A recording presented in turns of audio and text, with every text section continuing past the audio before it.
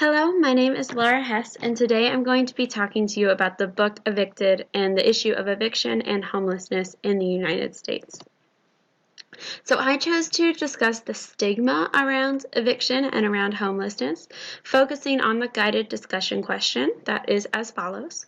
Many people have very codified perceptions of people who get evicted and suspect that those people are largely responsible through bad decision making for their circumstances. Did you feel this way before reading Evicted? Why or why not? Did your opinions change after reading the book? If so, how? Now, I did not read the book, but through reading excerpts of the book, through watching different videos and listening to different podcasts about eviction, I'm going to approach this question. So first I'm going to focus on challenging my own views.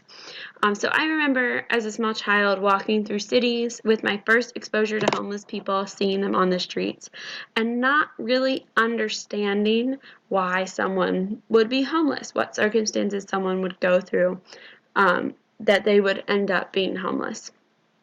And then through media exposure, through exposure to adults, I developed these ideas, these stereotypes of an association between homelessness and drug and alcohol abuse. That many times an addiction played a role in the existence of homelessness. And I really first began to challenge these views during my undergraduate experience. I had a professor from England who talked about how homelessness in America, we often have a fear, Americans often have a fear of homeless people and of homelessness. And we had a discussion about how we all react to seeing a homeless person on a street. And most of the Americans had a very similar reaction, that they do things like avoid eye contact, never give money, just like keep walking and avoid eye contact. And I thought that was really interesting to start to think about this and to start to challenge our views of why really we are dehumanizing homeless people in this country, that we're dehumanizing someone just because of their economic situation. So that's when I really first started to challenge my views, and then through this course and my exposure to these readings and these videos about eviction, it really let me take on a new perspective. So learning that 2.3 million people are evicted in our country each year was just astounding. That is a huge number of people that face eviction.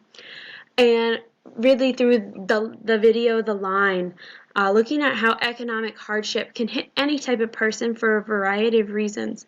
That could be someone who is college educated but has an injury, someone who is college educated but is laid off due to the economic crisis, someone who has been working in a trade like fishing that their family has been working in for years, and then that trade starts to sort of fall out, or you have natural disasters that sort of make certain jobs go away. The changing world changes job fields, and you end up with people who can't afford housing in a country where housing is just getting more and more expensive. And I think a new thing we're going to start to see is how people can't afford housing because of student loans. They won't be able to buy a house, and rent is so expensive that young people with student loans will start facing homelessness. And I think an important thing to remember with seeing this variety of people facing economic hardships is that really no one is safe from economic hardship, but then also it's not anyone's fault that they are homeless. You shouldn't blame someone for the fact that they got evicted, for the fact that they were homeless, especially not a child. It's never a child's fault. It's never one of your students' faults that they are facing economic hardship.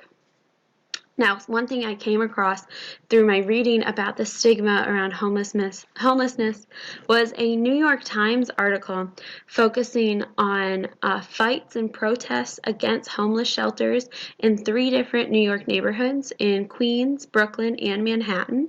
They were proposing building shelters in Queens. They were proposing turning a Holiday Inn into a homeless shelter. And there were very, very large protests in the streets against building these homeless shelters in all 3 locations. And a few people were quoted during these protests as talking about how they were protesting for the homeless people, that it wouldn't be good for the homeless person to be living in a 2-star hotel, or for the homeless person to be in an area where they weren't very close to public transit. So they were coming at it as a way that this isn't what's best for the homeless person to have a shelter here. But then the same people were also quoted saying things like, "not on my block, not in my backyard," about how they did not want to live near a homeless shelter. And another woman was quoted talking about how there had been stories about homeless men masturbating in public, and do we really want tourists and children and families to be exposed to that? So basically saying, do we really want homeless people in our neighborhoods because they'll be exposed to what we think of as the stigma, the stereotype of a homeless person? The stigma is also really prevalent in healthcare. A study done by the University of Toronto Medical School found that there are high levels of unwelcomeness when homeless people visit hospitals. And they report that these high levels of unwelcomeness make them feel almost ashamed. It makes them feel like they're freeloaders or that they're lazy, that people view them as less than. And it really makes them, they have a strong negative emotional response that makes them apprehensive to seek medical care in the future.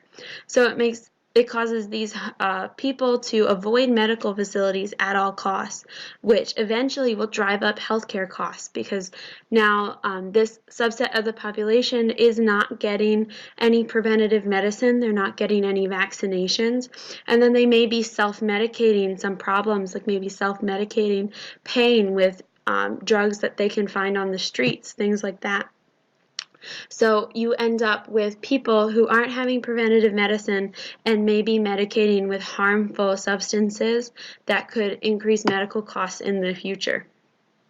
So now you have this subset of population that avoids medical facilities, does not have access to primary care physicians, and then leads to greater health problems and eventual greater cost to the medical system, and eventually greater cost to the medical care system.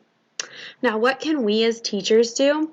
I think in terms of healthcare, we can advocate for programs in our schools that provide healthcare to low-income students. We can advocate for things like doctors and dentists to come in and give dental care or medical care to low-income students, make sure all of our students are being vaccinated and receiving proper preventative care. We can also advocate for a classroom environment that is welcoming to all students, including students who may be facing economic hardship. I think programs like the program a lot of us participated in through Reynolds Middle School, where we donated gifts for the holidays, is a great program to both give students essential items, but also show students that they are valued, that they are important, and that they are loved. So making all students feel that connection to the school, making all students feel like they have value, like they are important, no matter what circumstances their family faces. And then I think it's really important to help try to inspire students to use education to create positive changes in their lives and to help students use education to open up new opportunities for them as they leave the K through 12 system. I'd like to thank you for listening to my presentation, and I hope you have a wonderful winter break.